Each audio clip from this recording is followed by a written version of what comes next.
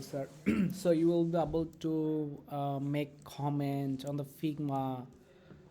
It's very easy. So if you log it in Figma, then you will get this file. If you open it, so then you have to click on here.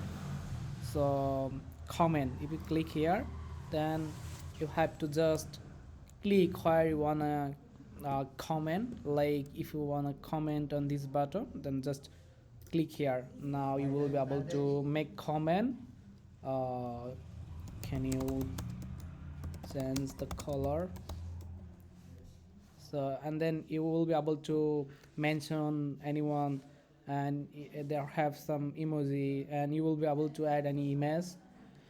And if you confirm this comment, then you have to upload it here. It's done.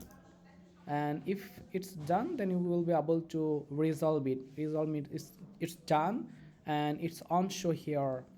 Yeah, this is the process. Thank you so much.